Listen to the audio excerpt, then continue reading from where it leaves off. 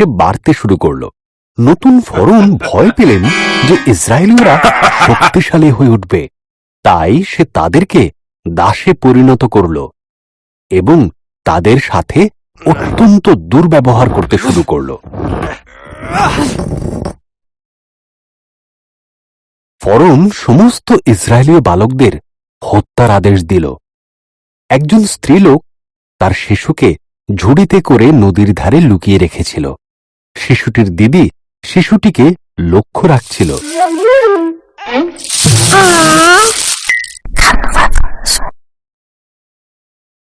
ফরৌনের কন্যা সেই নদীতে স্নান করছিল। শিশুটিকে দেখতে পেয়ে নিজের কাছে রাখার সিদ্ধান্ত নিল। শিশুটির দিদি বাচ্চাটিকে দেখাশোনার জন্য তার মায়ের সাহায্য নিতে বলল। ফরৌনের কন্যা শিশুটির নাম দিল মোশি। মোশি বড় হতে লাগল। একদিন সে দেখল একজন মিশরীয় একজন ইসরায়েলীয়কে নির্মমভাবে মারছে। মোশি সেই মিশরীয় ব্যক্তিকে হত্যা করল। এরপর সে পালিয়ে গেল মিদিয়ান দেশে। এখানে সে 40 বছর মেষ পালকের কাজ করেছিল। একদিন মোশি হোরের পর্বতে মেষ পাহারা দিচ্ছিল।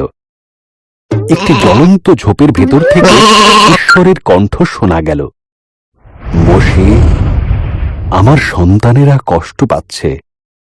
আমি তোমাকে তাদের মুক্ত করার জন্য বেছে নিয়েছি।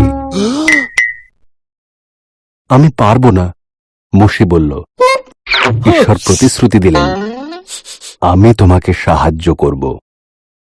তোমার হাতের লাঠিটা ফেলে দাও। মোশি তাই করল। লাঠিটা সাপ হয়ে গেল। যখন সে হাতে তুলে নিল তখন সেটি আবার লাঠি হয়ে গেল। ঈশ্বর বললেন, তোমার হাত জামার ভেতরে রাখো। মোশে তাই করল। সে দেখল তার হাত ঘায়ে ভরে গেছে। যখন সে আবার এই কাজ করল সে দেখল ঘা ভরে গেছে। ঈশ্বর বললেন, মোশে বলল, আমি ভালোভাবে কথা বলতে পারি না। ঈশ্বর বললেন, আমি তোমার মুখে ভাষা দেব। তোমার ভাই হারুন তোমাকে সাহায্য করবে। তখন মোশে ফরৌনের কাছে গিয়ে ইসরায়েলীয়দের ছেড়ে দেবার কথা বলল।